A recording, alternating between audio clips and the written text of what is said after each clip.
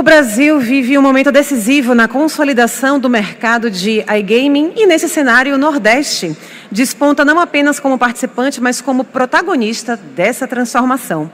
Com o ambiente cada vez mais estruturado e impulsionado por políticas públicas, avanços regulatórios, segurança jurídica e investimentos em tecnologia, a região vem atraindo operadores, investidores e grandes plataformas. Soma-se a isso a sua forte identidade cultural e potencial turístico, que ampliam as oportunidades e reforçam o posicionamento estratégico do Nordeste no setor. É sobre esse movimento de crescimento, oportunidades e desafios que vamos tratar neste painel, Nordeste na proa como o segundo maior polo econômico do mercado de iGaming.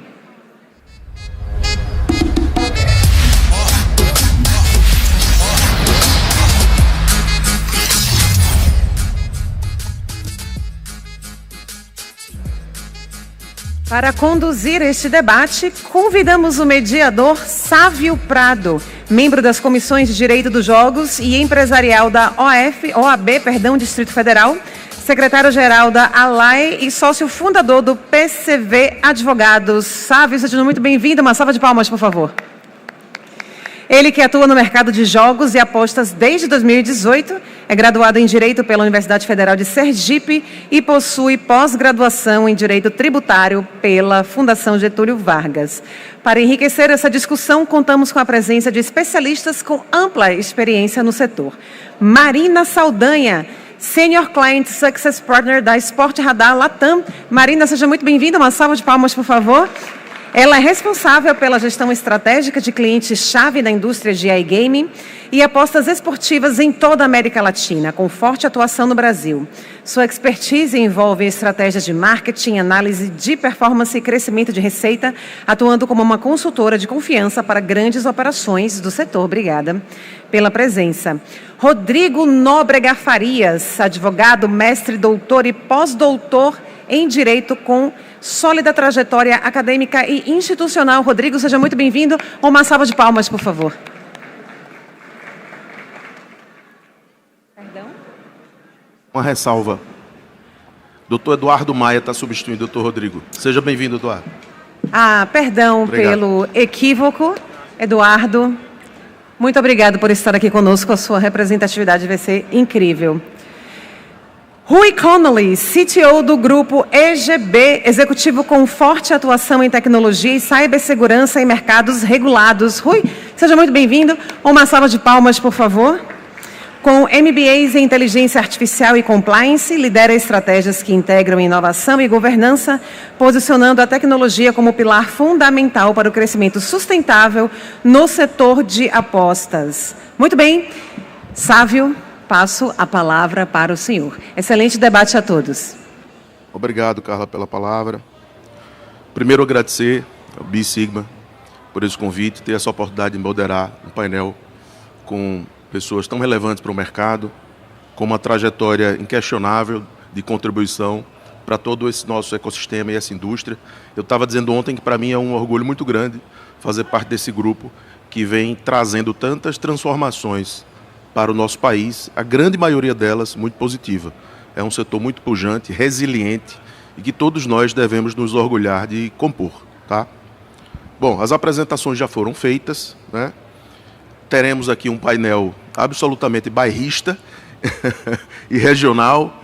Eu vou sentar um pouquinho aqui. Eu me chamo Sávio Prado, sou de Aracaju, Sergipe. Temos aqui um sergipano, uma cearense, um paraibano e um pernambucano. Então, é algo realmente marcante. Estava conversando ali com o Rui, com o Eduardo e com a Marina, da alegria, né, que nós temos com essa nossa força, essa pujança de transformação, e ver o Nordeste, sim, de fato, né, despontando nesse mercado, ainda em outros momentos, ainda no início dele, no nascedouro, né, quando as coisas ainda estavam começando a acontecer. Você tem vários nordestinos, sim, se destacando em vários ambientes do setor. E, obviamente, que nós vamos começar a fala através da Marina, por razões óbvias, né, que ocupa posição relevante na Sport Radar. Eu queria, Marina, lhe provocar um pouco para tratar, assim, a partir de uma perspectiva mais cultural, né, da nossa região Nordeste. Como você enxerga esse tempero, digamos assim, nordestino, numa atividade tão técnica como é o caso da Sport Radar, um Sportbook, né? E a contribuição que essa empresa e vocês, especialmente, vem trazendo nesse trabalho? Por favor.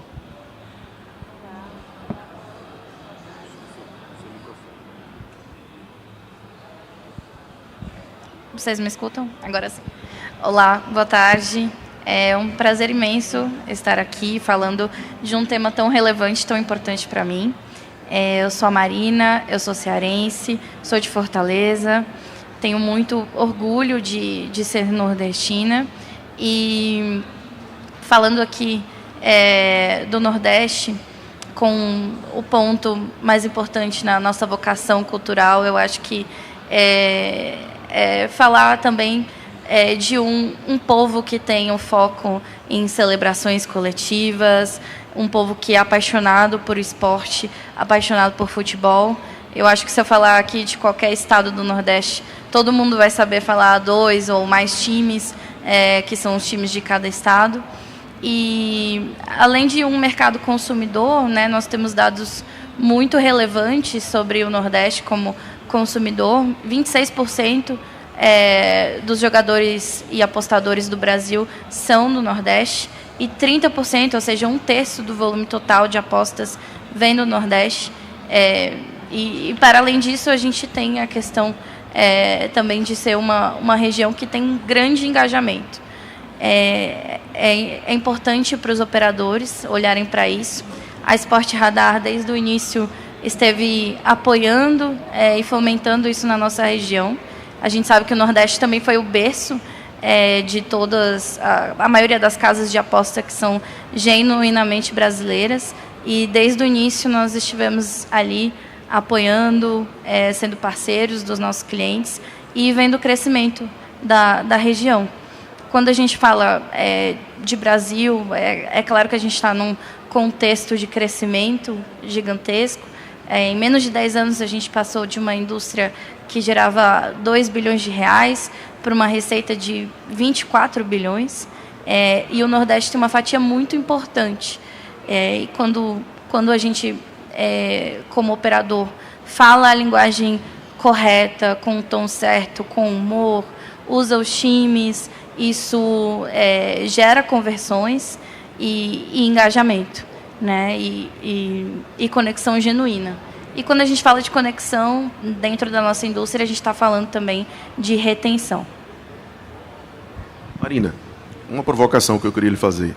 Essa riqueza cultural nossa, essa diversidade, essa resiliência, que é comum a todos os nordestinos e a boa parte dos brasileiros, você entende que essas características, elas servem, digamos assim, como aditivos, como vetores, no customer service, atendimento a clientes, desenvolvimento de produtos? Isso contribui na operação diária? Em qual medida, claro? Sim, isso contribui. A gente também pode olhar para o Nordeste como um hub de talentos. Cada vez mais a gente tem visto criadores de conteúdo, afiliados, profissionais de marketing crescendo no Nordeste. A maioria das empresas mantém o hub ali. E isso faz com que essas pessoas entendam realmente como o Brasil funciona, qual que é a nossa cultura, e isso tem desenvolvido a região cada vez mais. Quando as empresas mantêm o seu hub, elas contribuem diretamente para a geração desses novos talentos, e a gente sabe também que a maioria dos grandes influenciadores de sports betting e de iGaming no Brasil são nordestinos também. E é importante entender esse público e olhar o Brasil com esses recortes também, regionais, porque somos um país gigantesco. Perfeito. Eu lá em Sergipe, a gente brinca que somos o menor estado da federação, mas não menos pujante, pelo contrário. Acho que a ideia do entretenimento parece muito mais presente, efetivamente, no Nordeste. Eu vejo muito isso lá, as pessoas brincam de fato. Às vezes, inclusive, apostas que não envolvem retorno financeiro. É um hábito, de fato, de entretenimento. Eu acho que isso é muito natural e a gente vê que acabou, claro, isso refletindo na legislação. Então, eu concordo com você, eu acho que isso realmente traz uma característica muito especial nossa, e como já disse aqui, acho que todos nós devemos nos orgulhar disso. Bom, a gente vai fazer aqui um bate-papo, vocês fiquem à vontade para intervir, tá? Eu vou falar bem pouco, tinha prometido isso para áudio. E eu estou olhando aqui para o Eduardo, que é parceiro nosso da Paraíba, né? Nosso escritório compõe uma aliança de direito empresarial que o Eduardo também compõe, somos parceiros aí de longa data. E a Paraíba tem um exemplo muito interessante, que é o da loteria estadual. Salvo engano, já remonta aí 70 anos em torno disso. Lá em Sergipe nós temos a loteria estadual, Sergipe é Lotese, que está implantada há pouco mais de um ano, ainda está engateando, né? E a Paraíba tem esse exemplo aí, como a Lotese no Rio de Janeiro, talvez as mais longevas, né, na história do país. E eu acho que a gente não podia deixar Eduardo passar por aqui sem falar um pouco sobre a Lotep, tá? Evidentemente que no final a gente vai abrir as perguntas, mas eu não poderia deixar de extrair de você, Eduardo, um pouco dessa sua experiência com a loteria. Por favor. Perfeito, Sávio. Muito obrigado. Em primeiro lugar, queria agradecer aqui ao Sigma pelo convite, né, de poder estar aqui trazendo um pouco do cenário da Paraíba, né, e do Nordeste. Dizer que é um motivo de muito orgulho estar num painel exclusivamente por nordestinos, né, para falar do Nordeste, que é a minha região, que tanto me honra estar aqui trazendo um pouco. E sendo ainda mais bairrista do que o bairrismo regional, eu vou ser bairrista paraibano, né, trazendo esse recorte da Paraíba. Como a Marina falou, o Nordeste deve ser visto não só como um segundo mercado consumidor, mas, na verdade, no mercado de iGame, o Nordeste ele é o berço mesmo desse setor. Foi onde as primeiras plataformas, os primeiros softwares, boa parte dos operadores foram desenvolvidos, tudo isso na região Nordeste. E na Paraíba a gente tem muito se deu, eu atribuo essa pujança nordestina nesse setor, aspecto cultural um deles. Outro, especificamente da Paraíba, eu entendo que pela maturidade institucional que a Paraíba se encontra, ou se encontrava, quando esse setor chegou a um nível nacional de expansão e de conhecimento social de todos, né?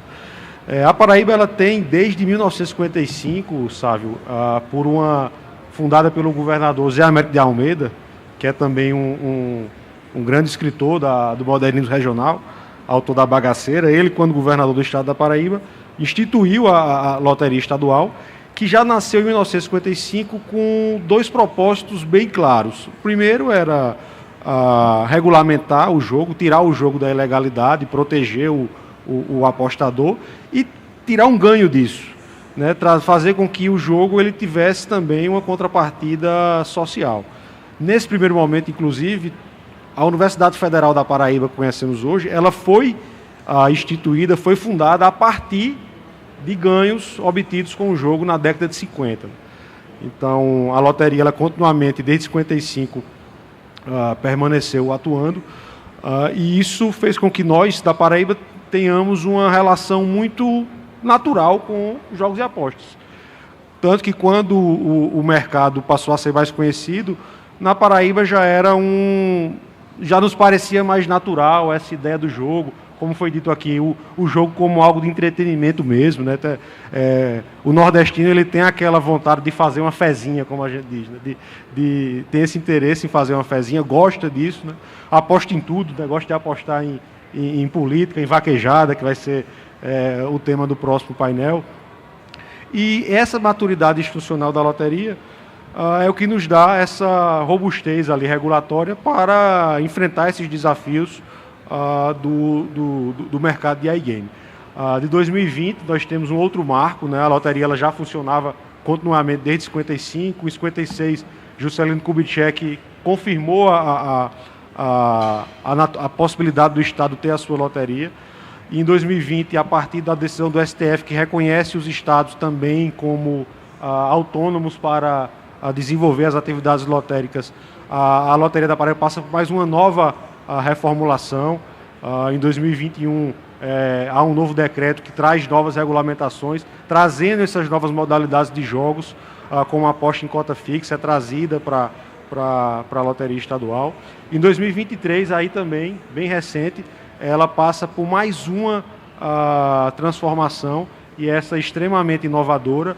Acredito que é a única das loterias estaduais que tem essa situação, que o Estado, ele, na condição de autarquia, criou um conselho superior e que trouxe para dentro da loteria o Ministério Público do Estado da Paraíba, a Secretaria da Fazenda do Estado da Paraíba, a Secretaria de Segurança Pública, a Procuradoria-Geral do Estado, dentre outros órgãos técnicos e de controle, fazendo com que nós tenhamos uma instituição que é extremamente controlada, transparente, com a gestão responsável e mantendo os mesmos propósitos lá de Zé Américo de Almeida, que é trazer uma contrapartida social. Hoje, mais de 200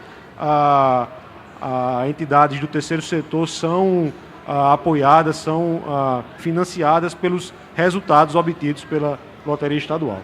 Eu acredito que amanhã deve ter um painel de loteria estadual, acho que, salvo engano, é amanhã, que o nosso superintendente, Dr. Petrônio, estará palestrando e, sem dúvidas, trará também muito a contribuir com esse debate relativo às loterias estaduais.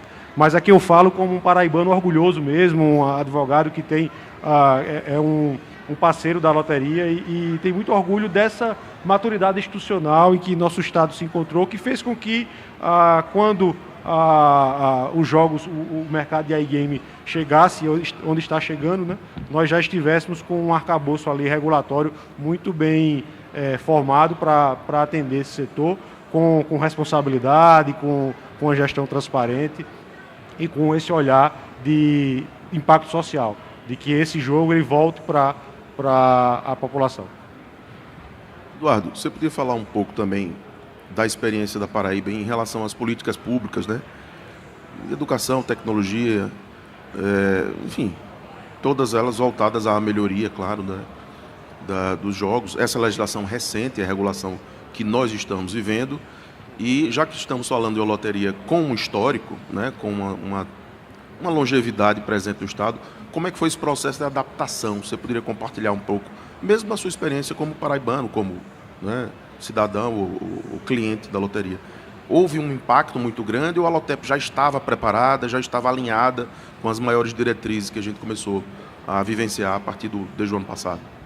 Não, desde a sua fundação, né, a loteria ela tem esse olhar, esse propósito voltado, que está muito alinhado com o olhar nacional também, de que o setor de jogos e apostas ele também venha a retornar para a sociedade de uma forma positiva, né? Como eu disse, a loteria ela tem hoje no seu catálogo de associações, de instituições, mais de 200 instituições no campo da assistência social, da cultura, da educação, que há percentuais estabelecidos de que o resultado do jogo deve ser destinado a determinados setores. Então, há um cadastro, né, de instituições e a loteria faz esse fomento. Então, isso é visto de forma muito positiva pelo Estado e pela sociedade, essa resposta. Hoje também, com as novas diretrizes, tem se voltado muito para o jogo responsável, né, de também fomentar a questões do jogo responsável, combate à ludopatia. Então, tudo isso tem sido fomentado pela loteria no âmbito do Estado para fomentar essa ideia, esse conceito do setor, né? Mostrar o setor dessa forma, como ele pode contribuir para o Estado. É uma instituição consolidada, né, no Estado e com a ampla aceitação da sociedade, né? Sim, sem dúvidas. Não só a loteria, acho que o Estado da Paraíba, acho que pode deixar para usar remates, mas também temos um polo tecnológico de muita pujança e de onde surgiram diversos a loteria softwares. Bebe dessa fonte também, né? Sim, sem dúvida. Maravilha. Passando aqui para o Rui, que é o CTO da Esporte da Sorte, ninguém é melhor para falar sobre isso, né? Eu estava aqui pensando, Rui, na sua fala, se você poderia, como bom nordestino e pernambucano, né, se você enxerga algum fator efetivamente preponderante para que nós tenhamos esse destaque, nesse vetor, na indústria, esse regionalismo. Você enxerga uma característica, uma vocação específica, você que é mais voltado à área técnica, tem uma longa trajetória aí na implantação dos sistemas, enfim. Você enxerga que o nordestino tem uma característica que ninguém tem? Boa tarde a todos. Sávio, eu estou até ponderar um ponto sobre a fala do Eduardo e da Marina. Eu não tenho como detectar um fator específico que determine o porquê o Nordeste ficou num polo tão avançado em relação ao país. Mas eu posso puxar a sardinha para o meu lado, como bom pernambucano, e mencionar que o grande exemplo prático hoje da participação do Nordeste no A-Game brasileiro é o Esporte da Sorte. Patrocinador Master do Corinthians, patrocina todos os eventos nacionais. Então a inserção do Esporte da Sorte hoje, nacionalmente, é um grande ponto. Então é um ponto que eu sei como a gente chegou nisso. Não foi um fator específico, não. A gente tem, por exemplo, a gente somos de Recife. Recife tem um polo tecnológico muito avançado no país. Nós temos um centro de informática na Universidade Federal de Pernambuco, que é nota A, né? É um padrão nacional. Nós temos um porto digital que nacionalmente só perde para o eixo Rio-São Paulo, na criação de startups. Então nós temos um know-how e uma capilaridade de tecnologia nativa que já diferencia muito. Mas isso é um ponto que eu acho bacana, que é muito bom ter, mas não é suficiente não. Você andando aqui pela feira, você encontra uns 20 métodos de pagamento. E a integração de todos é basicamente a mesma coisa. É uma API de integração, você integra e não tem muito o que fazer na integração. Está bem tranquilo. Mas tem um porém. Você tem que entender o fluxo do movimento do Pix. O que é um Pix? Como funciona o Pix por trás? Então, são milhões de cash-in, cash-out entrando diariamente. Tem que ter um status validado na sua plataforma. Tem que ter um status validado igual no gateway de pagamento. Eles usam um canal de estrutura do Banco Central de Pix. Então, ou você faz uma auditoria interna diariamente, contando valores, batendo centavos, ou esse prejuízo de centavos pode virar milhões de um dia para o outro. Então, a integração, você vai ver mais 30 providers de games aqui. E essa integração de games também é bem simples, é uma API básica de comunicação, mas você não pode depender apenas dos providers, de relatórios de providers. Você tem que ter uma base de dados forte interna, uma auditoria interna também para avaliar cada jogo. Não só para a questão de fraude, não só para a questão de estruturação, até para a prevenção de lançamento de novos jogos. Você vê um padrão de jogo específico que está embaixo da prateleira, mas que é muito bom, tem potencial. Então, não é apenas a tecnologia, eu acho que é o conhecimento de mercado que diferencia muito assim, a gente. A gente tem um conhecimento muito bacana de mercado. Entendi. Rui, essa potência, essa força do polo tecnológico, você entende que ela se amplificou para todos os setores do iGame, só para desenvolvimento? Como é que você enxerga esse potencial? Hoje vocês são a nacional, a segunda do país, é isso? Não, a gente acha que a maior do país hoje, a gente perde para as estrangeiras, né? Em termos de volume, a gente perde para Bet365, Betano, que também são outro nível de patamar de estrutura. Perfeito. Então você tem uma posição de liderança relevante. Imagino que você prestigia a prata da casa, né? Claro que pelo seu tamanho você não tem por que fazer um staff 100% nordestino, mas tudo começou por aí. Na sua experiência já, quando se tornou grande, você sente uma pujança maior uma característica própria? Entende que isso contribuiu para o crescimento, para o modelo de negócio de vocês? Sim, claro. É um ponto muito importante no ambiente regulado. Eu sempre falo que tem quatro pilares que mantêm uma plataforma, uma marca saudável e dominando o mercado. Um setor de risco forte, né? Você tem que entender os riscos de apostas, você tem que entender qualquer risco de fraude, você tem que ter uma ação imediata. Você tem que ter um suporte ao cliente exemplar, você tem que seduzir o cliente e dar sensações de excelência eterna. O cliente é o dono do projeto. Você tem que ter uma auditoria interna muito forte, você tem que controlar todos os dados, todas as áreas. E você tem que ter um compliance que domina o mercado. Na Esporte da Sorte está aqui a Carol, que eu tenho orgulho de diariamente trocar ideias com ela e desenvolver aplicativos. E até um caso interessante que dentro da gente, pela parte tecnológica ser tão forte da Esporte da Sorte, a gente tem um modelo de PLD próprio, de PEP próprio, que a gente desenvolveu junto, em conjunto com o auxílio da Carol. Então, é um modelo de mercado muito, muito diferenciado. É até um exemplo do mercado, já fui mencionado algumas vezes, parabenizando.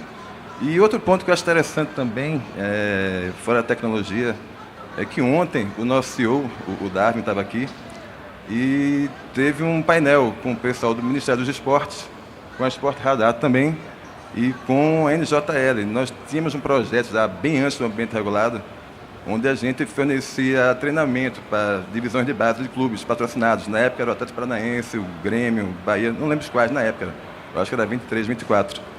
E para prevenir manipulação de resultado, que é uma coisa que me incomoda muito, esse boato de que a manipulação de resultado é culpa de bet, quando na verdade as bets, os clubes, os apostadores bons e os torcedores. Acho que os torcedores são também muito prejudicados com isso aí. E nesse tempo de dois anos de evolução, surgiu a proposta, que a Carol organizou também, de o Ministério da Esporte subir para o Brasil todo esse tipo de treinamento. Então, a Esporte da Sorte de hoje financia o treinamento de todos os atletas profissionais de futebol do país e de base também. Então, a gente mudou de apenas os patrocinados para um investimento nacional, né? A questão de jogo responsável também é uma coisa muito bacana que a gente começou antes do ambiente regulado. A nossa parceria com o EBAC e com o IAA vem bem antes do ambiente regulado, foi um ano antes. Então, as obrigações que são novas agora no mercado, a gente já tinha como um projeto bem antes da regulação. Essa característica de vocês estarem aí no topo das nacionais e com um time essencialmente da casa regional desenvolvendo softwares e soluções, eu acho que é um sinal claro de que a liderança não é à toa, né? E como eu disse, aqui é uma razão de muito orgulho. Bom, a gente está aqui com uma pauta aberta, como eu disse, caso vocês queiram complementar. Marina, por favor, Eduardo. Eduardo também comparar. Eu sou sergipano, mas eu vou puxar a brasa. A Paraíba também tem um polo de tecnologia interessante ali na região de Campina Grande, não é isso?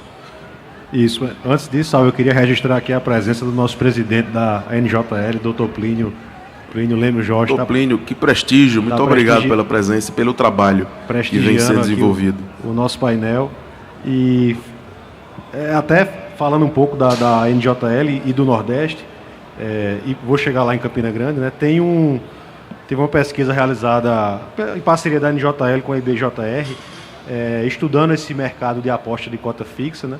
Em que se identificou que há um potencial desse mercado devolver para o Nordeste, né? Gerar para o Nordeste mais de 3 bilhões de reais só nesse ano, né?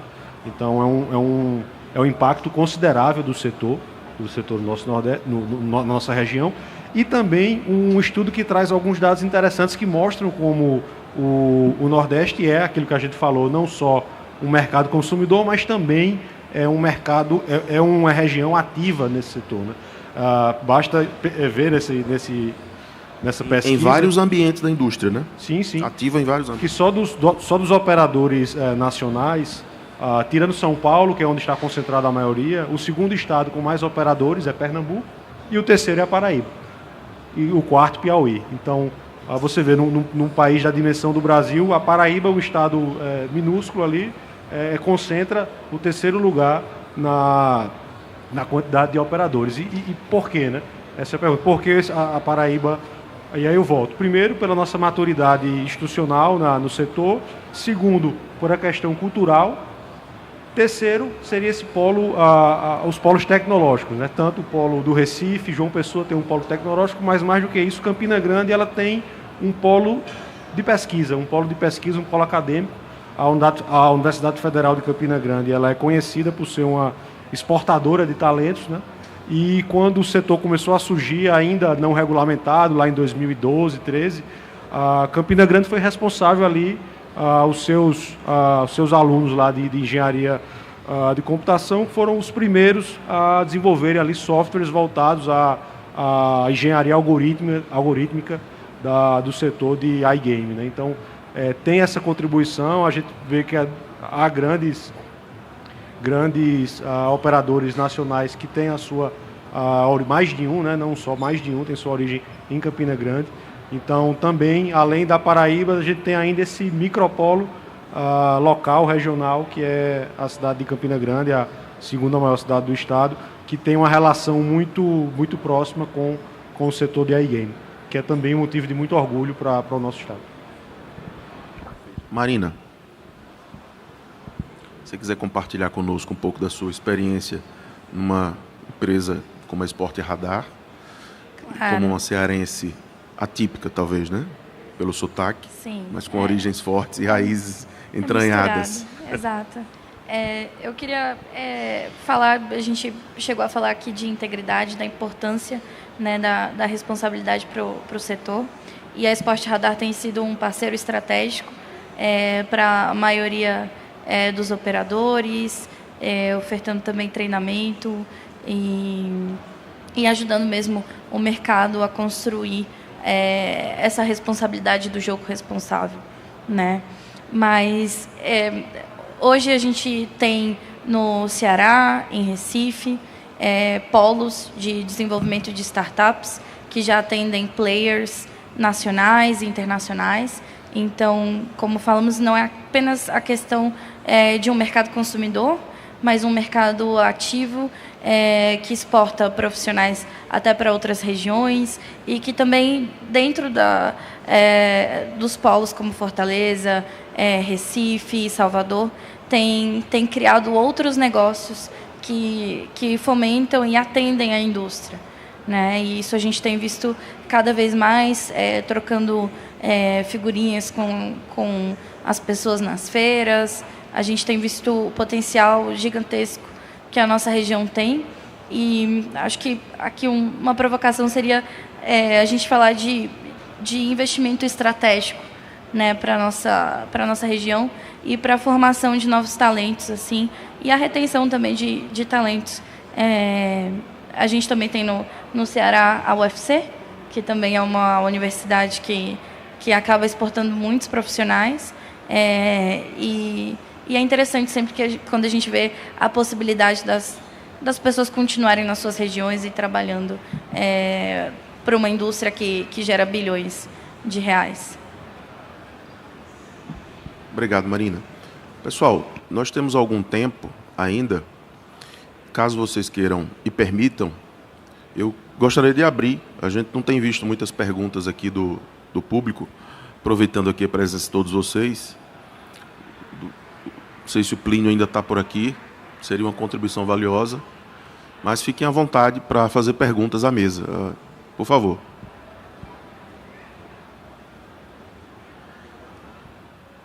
Alguém? Sem manifestação? Tá.